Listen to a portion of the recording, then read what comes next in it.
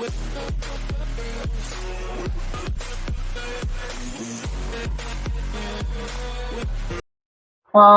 good morning students. Today we are just going to start the chapter that's ray optics and optical instruments. So this chapter is just common in 10th class and 12th class. Okay.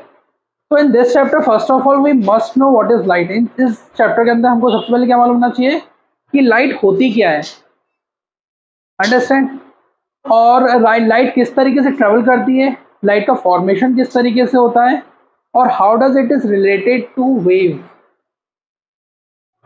How does it relate to wave? So first of all, we just try to understand what is light. Light. Light को काफी लोगों ने explain किया. एक corpuscular theory है Newton की, ठीक है, और प्लैंक ने भी इसको एक्सप्लेन किया, प्लैंक कांस्टेंट ने. तो सबसे पहले हम समझते हैं कि न्यूटन ने क्या बोला लाइट के बारे में. न्यूटन ने ये बोला लाइट के बारे में जिसको हम कॉर्पस्कुलर थ्योरी बोलते हैं. कौन सी बोलते हैं? Corpuscular theory.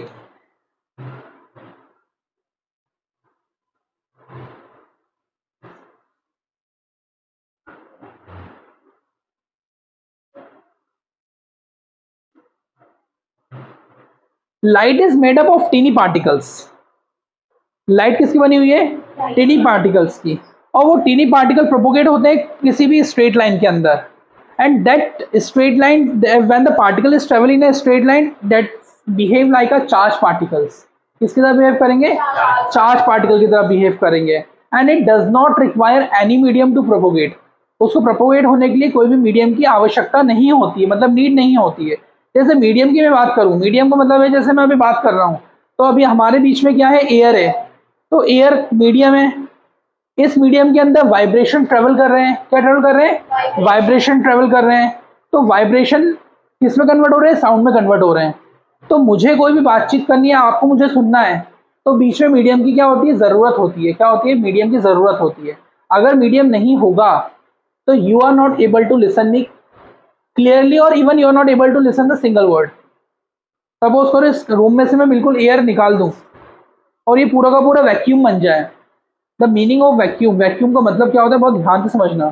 सबसे पहले तो वैक्यूम की स्पेलिंग बता दो मुझे क्या होती है. हाँ, VA, हाँ, UM. This is wrong spelling. That's double UM. Is it correct? Is it correct spelling of vacuum? हाँ, डबल CUM. अब ठीक है.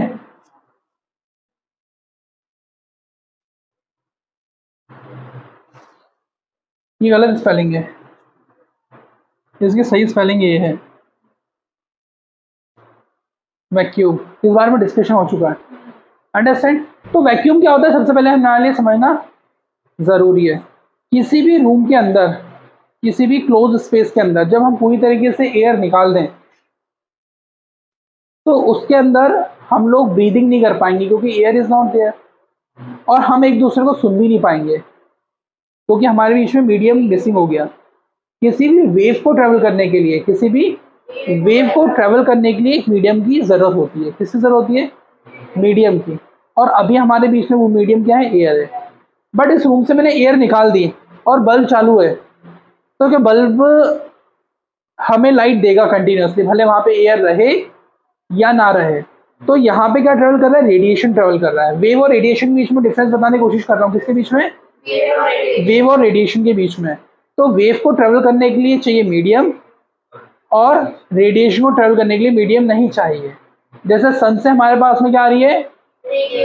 रेडिएशन आ रही हैं, और हमारे यूनिवर्स के अंदर पूरा वैक्यूम है. क्या है? पूरा वैक्यूम है. तो उस कंडीशन में इतनी दूर से ट्रेवल करके लाइट रेडिएशन कैसे आ रही है? Through vacuum. सो हमने एक चीज यहाँ क्लियर कर ली कि किसी भी लाइट को ट्रेवल करने के लिए मीडियम की जरूरत नहीं होती है. तो रेडिएशन को ट्रेवल करने के लिए मीडियम की जरूरत नहीं होती है. वो बहुत आसानी से वैक्यूम के अंदर ट्रेवल कर जाएगा. कौन? लाइट या रेडिएशन. वहीं अगर मैं वाइब्रेशन की बात करूंगा, किसकी? वाइब्रेशन की बात करूंगा या साउंड की बात करूंगा, तो उसको ट्रेवल करने के लिए मीडियम चाहिए. क्या चाहिए? मीडियम चाहिए. अंडरस्टैंड. तो अभी हमने एक चीज़ समझ ली, what is radiation and what is wave.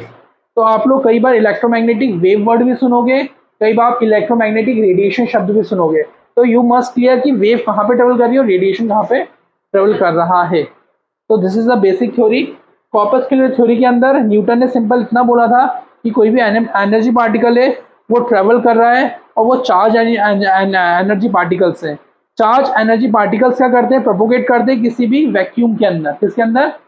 Vacuum के अंदर। ठीक है, that is a simple part कि कॉर्पस्कुलर थ्योरी के अंदर ये बोला गया। अब हम लोग समझते हैं व्हाट इज क्वांटा।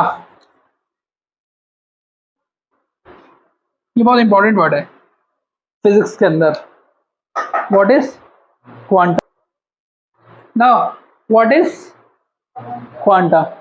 क्वांटा क्या होते हैं? एनर्जी बंडल्स होते हैं जो फोटॉन्स के बने होते हैं। क्या होते हैं? किसके बने होते हैं? फोटॉन के। और फोटॉन की जो एनर्जी की इक्वेशन होती है वो होती है E is equals to H new.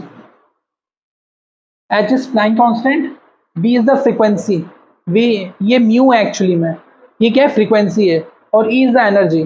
तो ये एनर्जी रहती है किसके अंदर? पार्टिकल्स के अंदर। पार्टिकल्स हो सकते हैं या तो एटम्स के फॉर्म में होंगे या किसी पार्टिकल के फॉर्म में होंगे। अब वो अपने अंदर एनर्जी कंटेन करेंगे तो उसके अंदर जो एनर्जी रहेगी वो रहेगी E is equals to H nu. Understand?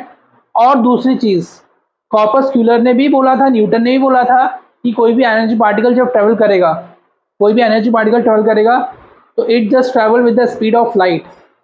Simple सी बात है, कैसे ट्रेवल करेगा?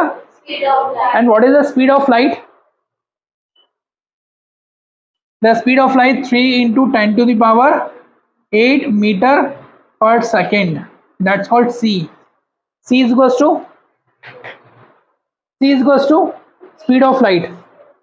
c is equals to मतलब स्पीड ऑफ लाइट को हम c से नोट करेंगे। तो कोई भी एनर्जी पार्टिकल जब ट्रेवल करेगा लगभग इस स्पीड से वो ट्रेवल करता है। एक्चुअली में आप कहीं पे देखोगे ना एग्जैक्ट वैल्यू तो वो आपको मिलेगी c is equals to 2.99 into 10 to the power 8 metre पर सेकेंड। लेकिन हम उसे अप्रोक्स कितना ले लेते हैं? 3। यहाँ तक आने क्लियर है। अब हम लोग लाइट के बारे में थोड़ी सी और स्टडी करेंगे ताकि लाइट एक बार समझ में आ जाए आपको, देन अपन लोग रिफ्लेक्शन रिफ्रैक्शन सबके अंदर चल चलेंगे। ठीक है, first of all we must understand what is light.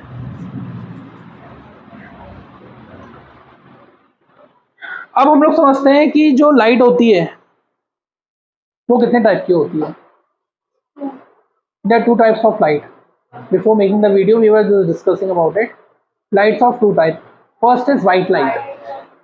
First is white light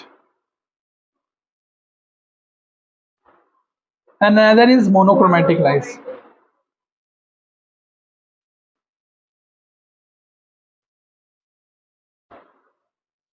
sir आप मुझे तो सीधे बता दो रिफ्लेक्शन क्या होता है, मैं बता दूंगा, सब बता दूंगा। लेकिन हम जिस चीज़ के बारे में बात करें उसके कैरेक्टरिस्टिक्स पता होने चाहिए, उसकी प्रॉपर्टीज पता होनी चाहिए और उसके इफेक्ट्स पता होने चाहिए, तब जाके आप कोई साइंस सब्जेक्ट को स्टडी कर पाओगे। क्या क्या चीज़ पता होनी चाहिए? उसके कैरेक्टरिस्टिक्स, उसकी प्रॉपर्टीज और उसके यूजेस, उसके एप्लीकेशंस क्या हैं, तभी यूज़ कर पाओगे ना। तो वाइट लाइट की बहुत सारी एप्लीकेशंस हैं। वाइट लाइट की बहुत सारी एप्लीकेशंस हैं। जितने भी स्पेक्ट्रम्स होते हैं, स्पेक्ट्रम आपको खैर मालूम नहीं होगा, अभी 10th में हो गया आप लोग तो, लेकिन बता दूं white light contain 7 colours. White light contain 7 colours.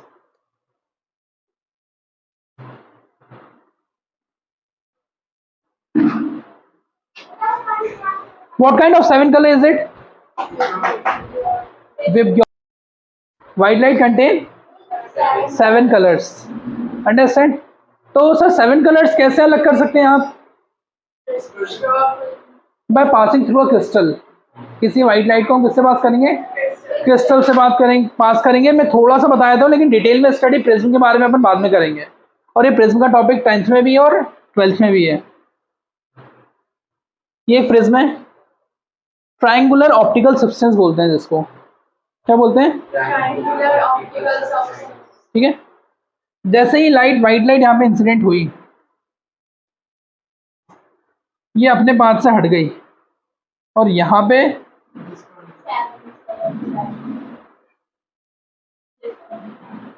7 colour में क्या हो गई, स्प्लिट हो गई, and that's called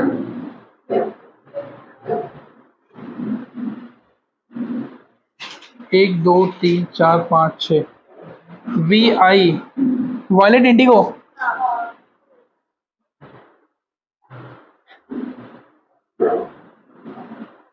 violet indigo blue green हो गई 7। ठीक है, ये कौन सा बेटा व्हाट्स योर नेम? राजस्वी। तो Rajasvi, what is V for? Violet. I for indigo. Blue, B for blue, G for green, Y for yellow, O for and R for. तो व्हाइट लाइट के अंदर इतने कार्यक्रम होते हैं, इतने कलर्स होते हैं जो हमें रेनबो के अंदर भी दिखते हैं। किसके अंदर दिखते हैं? रेनबो के अंदर भी दिखते हैं। ठीक है, तो ये सारे के सारे प्रिज्म से जब पास होगी white light, it will divided into 7 colours. Is it clear? अब हम इसके बाद बात करते हैं कि व्हाइट लाइट की बात हो गई, जो सन में से लाइट आ रही है दैट्स फॉर व्हाइट लाइट, और ये जो हमारे एलईडी बल्ब से निकल रही है that's for white light. Sir what is monochromatic light? इसको स्पेशल टाइप से प्रिपेयर किया जाता है, क्या स्पेशल टाइप से इसको बनाया जाता है। Generally monochromatic lights used in lasers. किसके अंदर यूज किया जाता है? लेजर्स के अंदर। सर लेजर को क्या करते हैं, कहीं चमकाना नहीं है अपन को, उस पड़ोसी को मारे उस पड़ोसी को मारे। लेजर की बहुत अपने आप में बहुत बड़ी बड़ी एप्लीकेशंस हैं। With the help of laser, with the help of monochromatic light, we are just measuring the distance between celestial bodies. What is celestial bodies? Celestial bodies मतलब अंतरिक्ष में कोई भी जो बॉडीज हैं, तो उनका डिस्टेंस मेजर करने के लिए मोनोक्रोमेटिक लाइट का इस्तेमाल किया जाता है। कटिंग ऑफ यूटेंसिल्स, किसी भी चीज़ को काटने में लेज़र का इस्तेमाल किया जाता है। लेज़र की बहुत सारी applications in the field of medical भी है, मेडिकल के अंदर लेज़र ऑपरेशंस होते हैं। ठीक है, हमारा ट्यूमर, किसी को ट्यूमर होता है कैंसर, तो उसका ट्रीटमेंट भी लेज़र से होता है। तो there are lot of applications. तो अब कुल मिला के हमको बस ये समझना है व्हाट इज मोनोक्रोमेटिक लाइट। तो it contain only one colour, जिसके सबसे ज़्यादा यूज होता है रेड कलर का। किसका यूज होता है? रेड कलर का। तो यहाँ पे हम मैक्सिमम रेडिएशन की बात, इसको रेडिएशन बोलेंगे, याद रखना। Monochromatic light is a kind of perfect radiation. ये एक परफेक्ट रेडिएशन होता है, इसलिए किसी की आंख में लेजर लाइट मत मारना, हो सकता है आपकी आंख की पुतली जल जाए। पुतली आने जनरली रेटिना जलता है ना, तो आदमी अंधा होता है। क्या जलता है? रेटिना। ठीक है,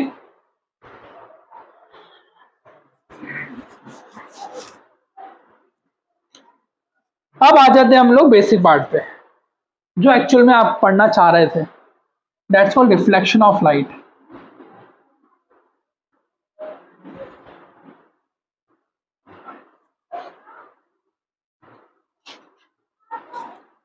बहुत आसान टॉपिक है, ठीक है, और समझ में आ गया तो अच्छी बात है, नहीं आया तो दोबारा बता दूंगा।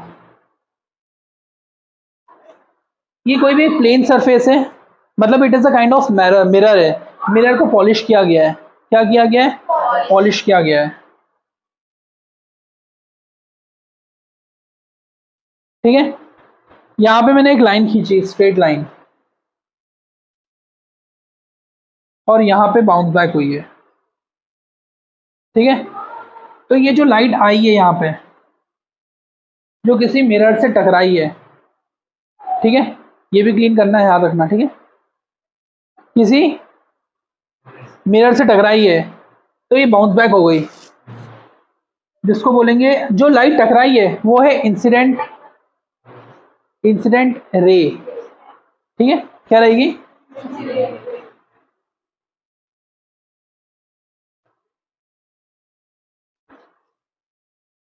अंडरस्टैंड? और जो लाइट गई है that's called reflected ray.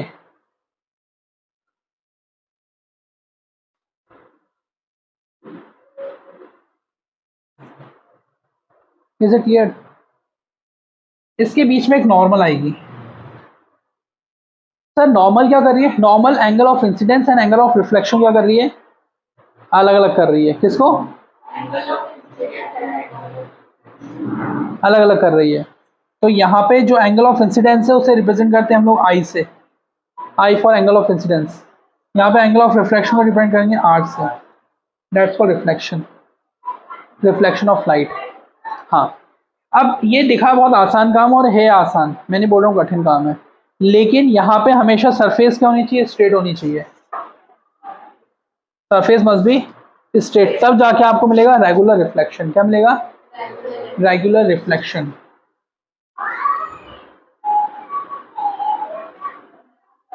Regular reflection, ठीक है। तो रेगुलर रिफ्लेक्शन का मतलब क्या होता है सर? एक्चुअली रेगुलर रिफ्लेक्शन मतलब ये होता है कोई भी लाइट इंसिडेंट होगी बिल्कुल इक्वल एंगल बनाएगी। तो इन दोनों के बीच में कितने का एंगल बन रहा है? 90-90 का, लगभग 90-90 का स्टैंडर्ड एंगल बनता है। जब कोई भी चीज़ हमें सही से विजिबल हो रही है, इसका मतलब क्या है कि हमें एंगल 90 का मिल रहा है, और सही से विजिबल नहीं हो पा रही तो एंगल में डिस्टर्बेंस है। तो जनरली इन दोनों के बीच में कितने बनता है? 40-45 का एंगल बनता है यहाँ पर, and the complete angle is of 90 degree. समझ रहे हो? और यहाँ का ये जो एंगल, अगर ये बीच वाला 90 है तो ये दोनों कितने के होंगे? 45-45। तो ये पूरा का पूरा एंगल कितने का क्रिएट होगा? 180 का।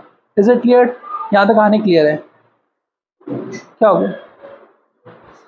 Late her to do in the office also, downstair office, and then will start, है ना? अब क्या करेंगे हम लोग कि इसके कुछ लॉज हैं। Law of, first law of reflection and second law of reflection. तो हम अभी पढ़ रहे थे रिफ्लेक्शन ऑफ लाइट के अंदर हमारे दो लॉज हैं, they are two law of reflection. पहले मैं डिक्टेट कर देता हूँ क्या होते हैं, and then I will make you understand, ठीक है? The first law, the angle of incidence is equal to angle of reflection, ठीक है? The second law, the incident ray, the reflected ray and the normal lie in the same plane. The incident ray, the reflected ray and the normal lie in the same plane is called the law of reflection, ठीक है? और दूसरा law क्या है? Angle of incidence is equal to angle of reflection. They are two laws. Any doubt in this? यहाँ तक कोई clear? ठीक है। अब हम लोग समझते हैं कि हमारे पास एक रेगुलर रिफ्लेक्शन हो गया। There is another kind of reflection that's called irregular reflection of light. What? irregular reflection of light।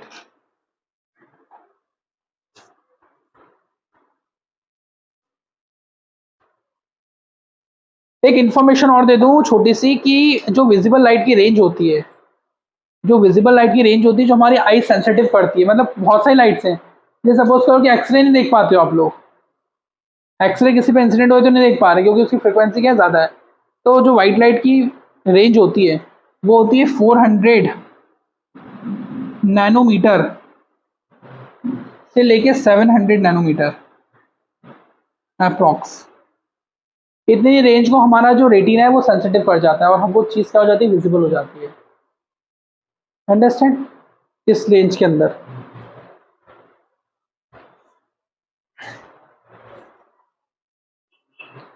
Law of reflection समझ गए हम लोग, ठीक है? हाँ, the image which is formed by the plane mirror that's called real image और virtual image. सबसे पहले हम लोग इमेजेस की बात कर लें। The image formed by the plane mirror, ये कांच है जहाँ पे आप अपने आप को देखते हो, रोज देखते हो,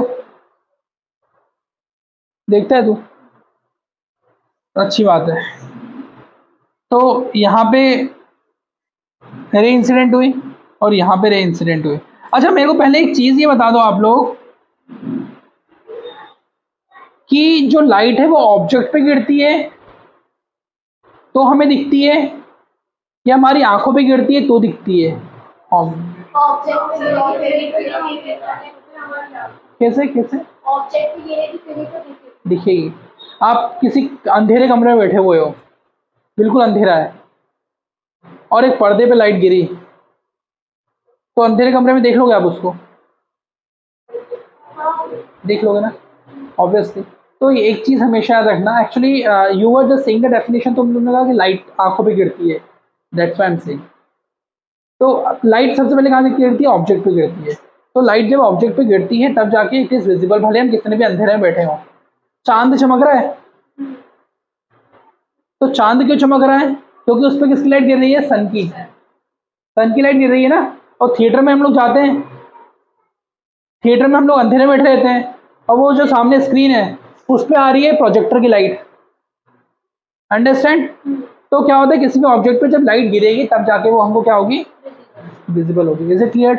अब बात करते हैं हम लोग जो इमेज किस में देख रहे हैं? कांच में, मिरर। मिरर और ग्लास में फर्क है, पहली चीज याद रखना, क्योंकि आप जब भी डेफिनेशन बोलो एग्जाम में लिखो तो मिरर को ग्लास मत लिखना और ग्लास को मिरर मत लिखना, ठीक है? ग्लास का मतलब क्या होता है कि चीज आर पार हो जाना, लाइट आर पार हो जाना, गो थ्रू इट। थ्रू का मतलब क्या होता है? पार होना। थ्रू यानी आई am just throwing the marker through the window, I am just throwing the marker through the window. यहाँ पे थ्रो यानी फेंकना हो रहा है, थ्रू यानी हो रहा है उसके पार जाना। तो this is the usage of through, ठीक है? ये लाइट यहाँ गिरी, यहाँ से रिफ्लेक्ट हुई, ठीक है, नॉर्मल। ये वर्चुअल इमेज बनेगी कि रियल इमेज बनेगी? हाँ, हम जैसे वैसे दिखेंगे ना कांच में, कि तुम खड़े हो गए तो ये दिखेगी, ऐसा तो नहीं है ना। तो कौन सी इमेज बनेगी? गलत बात है एकदम। इमेज वर्चुअल होगी, जो कांच के पीछे बन रही है।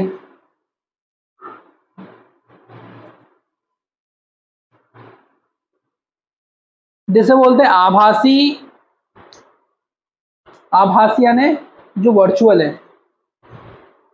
क्या होता है कि आपने यहां से देखा, आप सामने खड़े होकर अपने आप को देख रहे हो, that is a kind of reflection, that's called virtual image. Virtual and erect, erect का मतलब सीधी, वर्चुअल एंड इरेक्ट। तो प्लेन मिरर, प्लेन मिरर क्या बनाएगा? Virtual and erect, virtual and erect. This is the sign of erect. ये किसका sign है? यही आपको साइन अभी यूसेज में आएगा। अगर सही तरीके से आपको ऑप्टिक्स पढ़ना है तो, और टाइम पास वाला पढ़ना है तो फिर वो आप एक उठाओ और बनाया सर हमको इससे मतलब नहीं है। जैसे आप ये जो टॉपिक पढ़ रहे हो, the students who are just preparing for NEET, IIT and XYZ exams, they must know all the techniques, क्योंकि ये पूरा का पूरा डिटेल में आपको मिलेगा 12th क्लास के अंदर। और डिटेल में तभी परफॉर्म कर पाओगे जब आपने बेसिक परफॉर्म किया हुआ है। सारी बात समझ में? तो ये किसका साइन है? इरेक्ट का।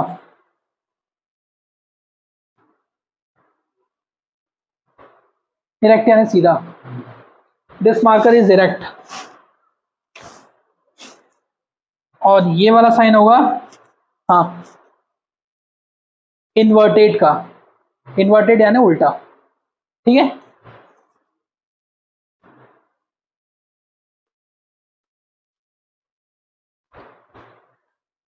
ये कुछ शब्द ही इस्तेमाल होंगे, इसके पीछे वर्चुअल इमेज बन रही है और इरेक्ट बन रही है,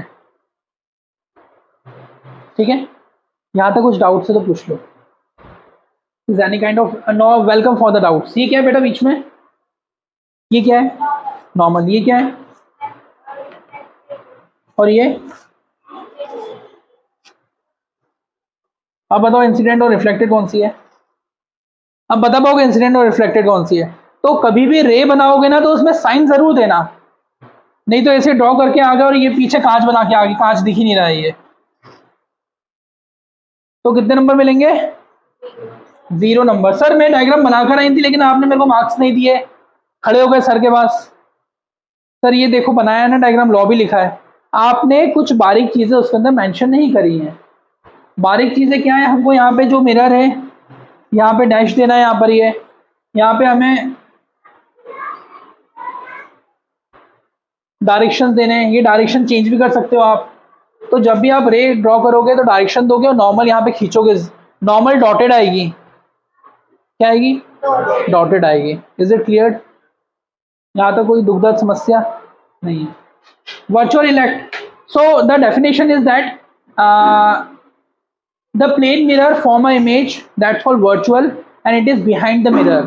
वो मिरर के कहाँ बन रही है, पीछे बन रही है सर, मिरर के आगे बनती है ना, मिरर के आगे कैसे बनती है वो अपन डिस्कस करेंगे, क्या बनती है, कैसे बनती है, will just discuss about it, understand. और इरेक्ट, यहाँ तक क्लियर है। अब हम समझते हैं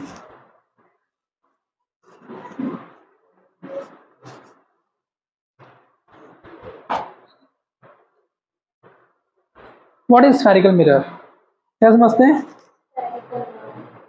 what is spherical mirror, explain the types of spherical mirror, exam में क्वेश्चन पूछा जा सकता है, what is spherical mirror and type of spherical mirror and why is concave mirror called convergent mirror and convex mirror are called divergent mirror। ये question exam में पूछा जा सकता है। Once again I am just repeating, question सुन लो ताकि दिमाग में बैठ जाए। What is spherical mirror, explain different type of spherical mirror, why is concave mirror called convergent mirror and convex mirror is called divergent mirror. अभी convergent का मतलब, डाइवर्जेंट का मतलब, कॉन्केव कॉन्वेक्स का मतलब मैं बता रहा हूं, सीख लेना, समझ लेना, ठीक है।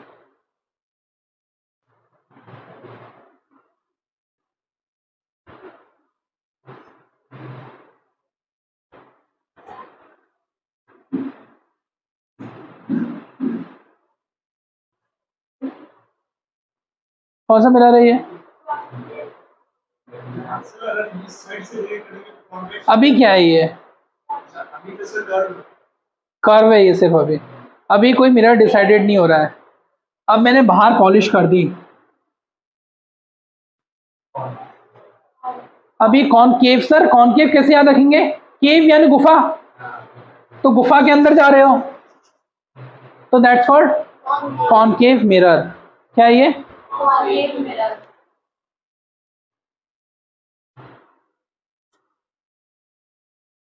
ये कौन सा मिरर है,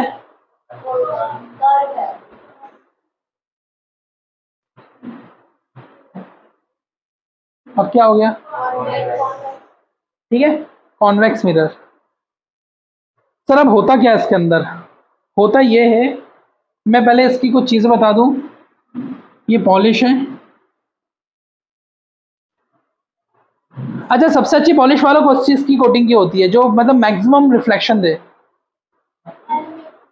एल्युमिनियम की सिल्वर कोटिंग, जितनी अच्छी सिल्वर कोटिंग की पॉलिश होगी उतना ज़्यादा आपको कांच का देगा, क्लीन दिखाई देगा मिरर। याद रखना कौन सी, सिल्वर कोट, बस समझ रहे हो। ये होगी आपकी रिफ्लेक्टिंग सरफेस, क्या होगी ये,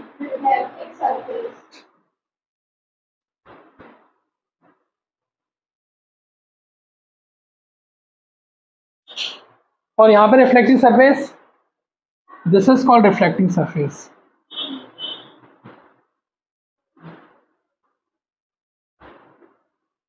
ठीक है, हाँ दूसरी चीज, कौन सा मिरर है बेटा ये, कॉनकेव मिरर, नॉट लेंस। कई कंफ्यूज हो जाते हैं मिरर्स और लेंस में फर्क क्या है,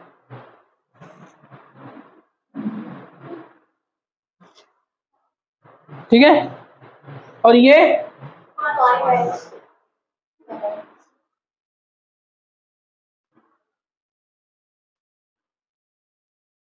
क्लियर है यहां तक, ठीक है। अब हम लोग समझेंगे कि किस तरीके से ये काम करता है, how does it work.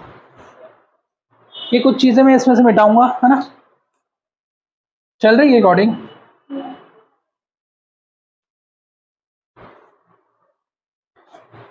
Concave mirror, ये लाइट आई, ठीक है,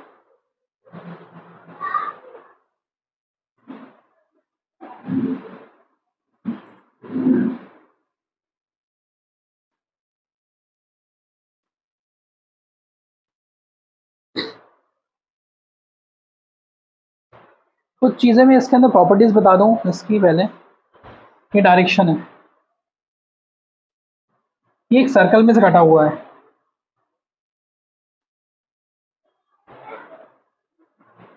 किसमें कटा हुआ है?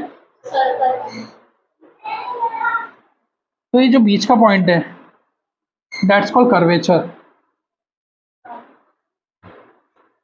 सेंटर ऑफ कर्वेचर बोलते हैं। क्या बोलते हैं इसको? थोड़ा सा बड़ा लिख देता हूं, सेंटर ऑफ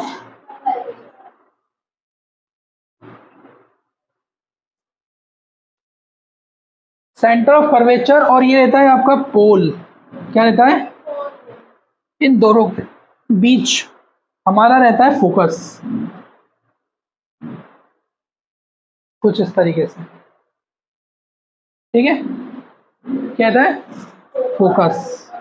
थोड़ा सा यहाँ ले लेते हैं, ये रहता है फोकस। ठीक है, अभी मैं इसको और एक्सप्लेन करके बताऊंगा बहुत बढ़िया तरीके से। ठीक है, will just explain right now. इतना क्लियर है ना आपको?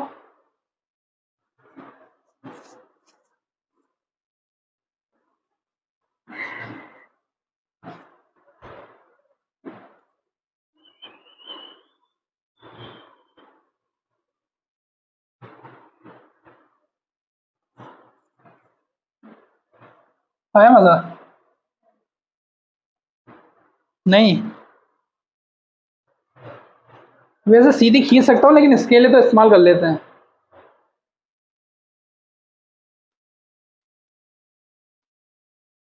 लो, टेढ़ा ये हो गया।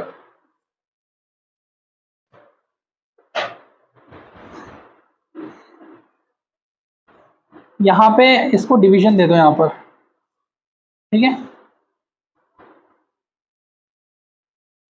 ये हल्के हल्के से बाल इसके, ये बन गया कॉनकेव। क्या हो गया? ये centre of curvature, centre of.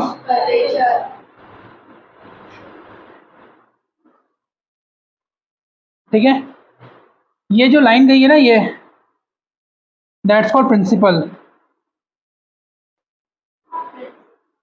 PL वाला आएगा, पीएलई वाला आएगा?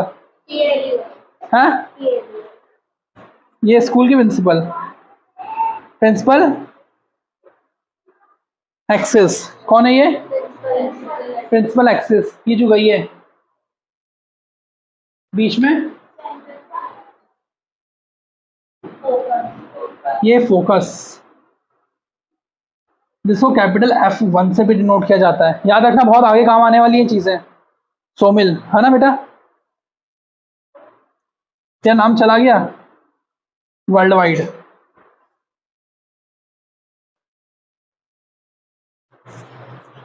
ये भी फोकस है मेरी मैडम, ये F2। ठीक है,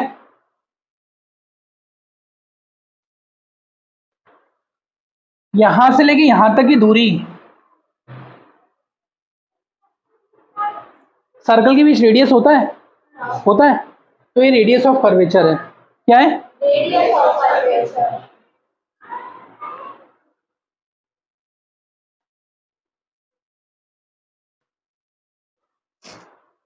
ठीक है, फोकस से लेके पोल तक की दूरी दैट्स कॉल्ड फोकल लेंथ। इसको क्या बोलेंगे? Focal length.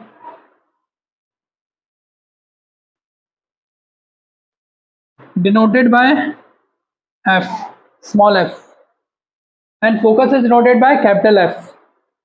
Focus is denoted by, and radius of curvature is represented by R, capital R. Pole is represented by P.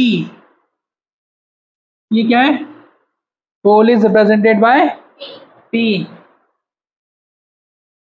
ठीक है, इसके बाद और क्या बचता है?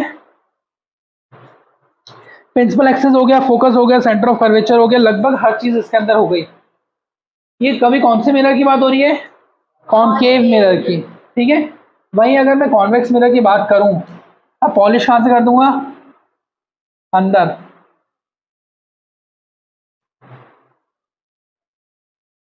अंदर पॉलिश कर दूंगा तो सेम फोकस, फोकल लेंथ, यहां से यहां तक का डिस्टेंस फोकल लेंथ, यहां से यहां तक सेंटर ऑफ कर्वेचर, ये वाला पोल हो जाएगा फॉर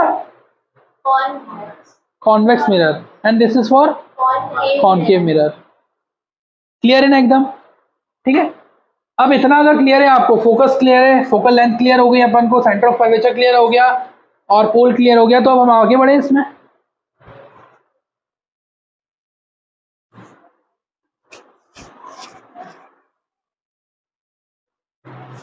साढ़े 10 बजे याद दिलाना मुझे,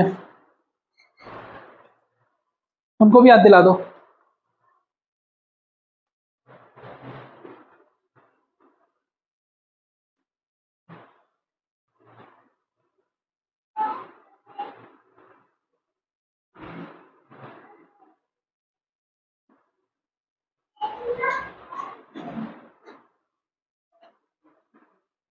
व्हाट इज दिस?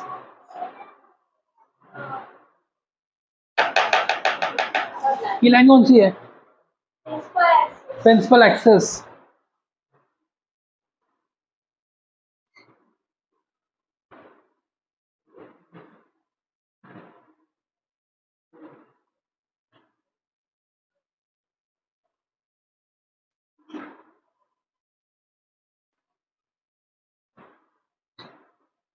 ये पैरेलल रेज आ रही हैं कॉनकेव मिरर के अंदर, पैरेलल रेज आ रही हैं कॉनकेव मिरर के अंदर।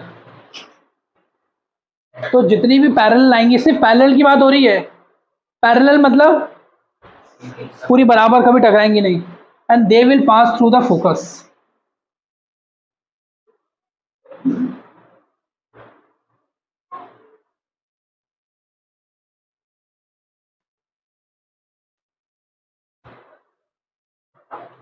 ये देखिए प्रॉपर्टी रहेगी, कहाँ से पास होगी? फोकस से होती पास होगी। अंडरस्टैंड? इसके बाद अगर मैं बात करूंगा,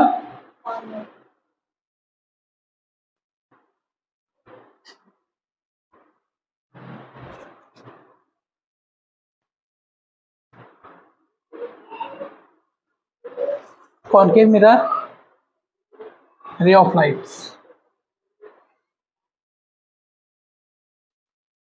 यहां से टकराएगी ना, अंदर तो पॉलिश है, ठीक है।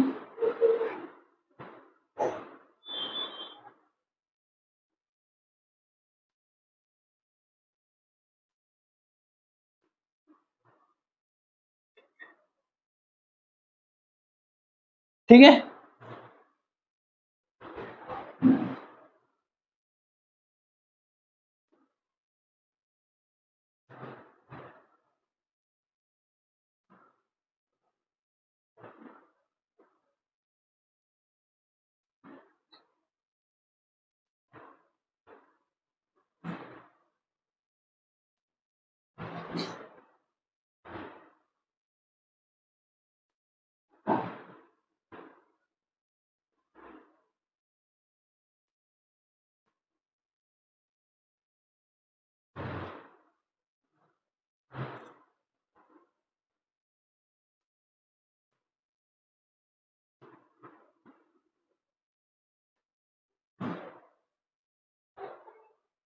बात समझ रहे हो? नहीं समझ रहे हो समझ लो। ये लाइट इंसिडेंट हुई है यहाँ पर, ठीक है।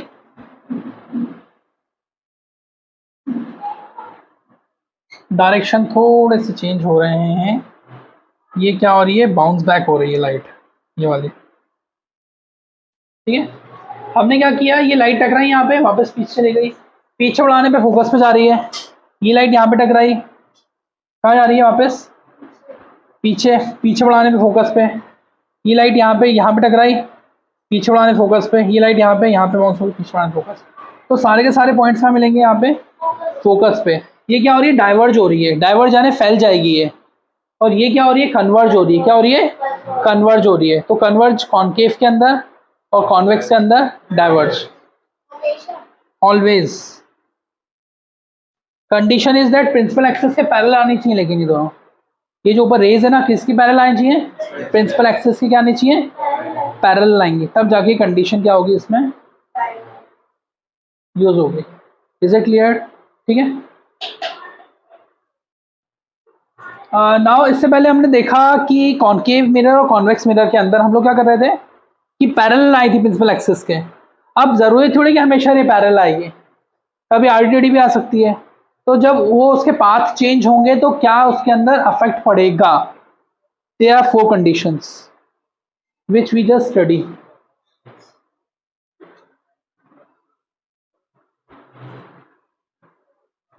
कितनी कंडीशन है? 4 कंडीशंस हैं.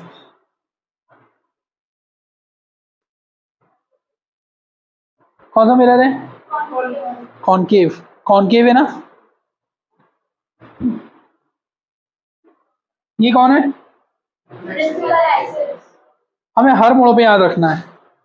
यहाँ पे पोल, यहाँ पे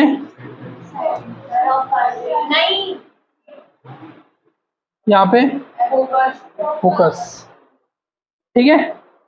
अगर रे ऑफ लाइट आ रही है कर्वेचर के पास, कर्वेचर से होती आ रही है,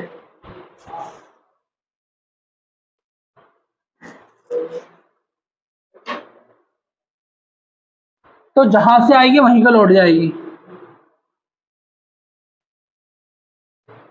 फर्स्ट कंडीशन, जहां से आएगी वहीं पे लौट जाएगी. कर्वेचर से होके लाइट आ रही है तो पोल, फोकस और कर्वेचर, ये फर्स्ट कंडीशन हो गई. अब दूसरी कंडीशन देखते हैं हम लोग.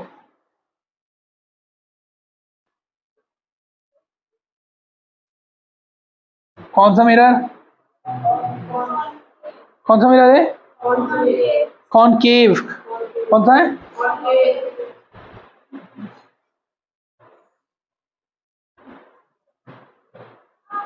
ये क्या है? Principal axis. मैं बार बार इसलिए बोलवा रहा हूँ ताकि क्लियर हो. यहाँ पे कौन है? यहाँ पे कौन है? फोकस. ठीक है.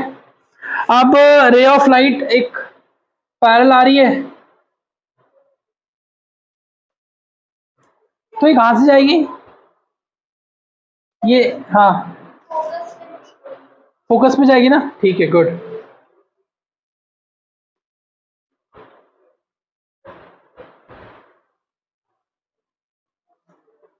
ये तो पढ़ चुके थे इससे पहले. ये क्लियर? पहला डायग्राम, दूसरा डायग्राम. अब आते हैं तीसरे पे.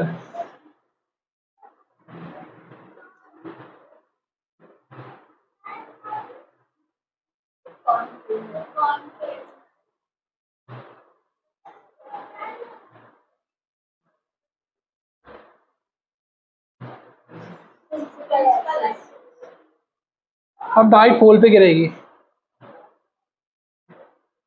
इंसिडेंट रे कहाँ गिर रही है? पोल पे.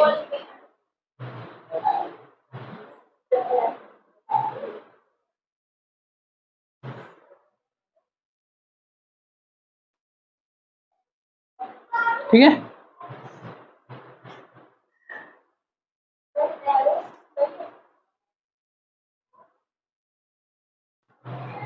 ठीक है. दोनों इक्वल एंगल बनेंगे, थीटा. यहाँ तक क्लियर है ना?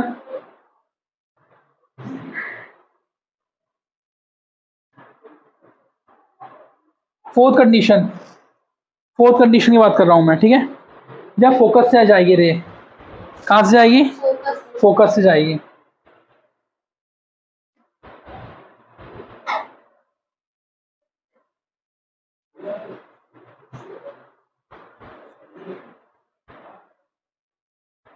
तो फोकस से जाएगी तो पैरेलल हो जाएगी प्रिंसिपल एक्सिस के.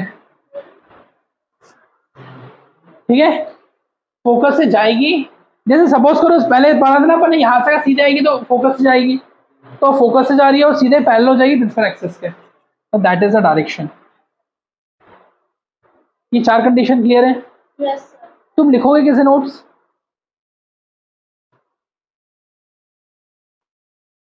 नोट कैसे बनाओगे? बन जाएंगे ऐसे? नहीं, मैं नोट्स भी प्रोवाइड करूंगा. और वैसे फ्रॉम द नेक्स्ट टाइम आप क्या करना कि अपने नोट्स बनाते हुए चलो रफ तरीके से. बाकी जो नोट्स में प्रोवाइड करूंगा, बाकी कुछ देखना हो तो वीडियो में से देख लेना. ठीक है. यहाँ तक क्लियर है ना एकदम? ठीक है. सो हमारे ये 4 कंडीशन इसमें सेटिस्फाइड हो गई. अभी इसमें बहुत सारी कंडीशंस हैं. ठीक है. तो ये वाला आपका रे ऑप्टिक्स पार्ट 2 के अंदर जो डेरिवेशन है वो रे ऑप्टिक्स पार्ट 2 के अंदर आ जाएगा. बाकी वाला आप रिपीट करिए. डिस्क्रिप्शन में आपको PDF मिल जाएगी इसकी. And still just having any doubts, comment box में डाल दो कोई भी डाउट इसके अंदर हो आपको तो। Understand? Thank you, see you again.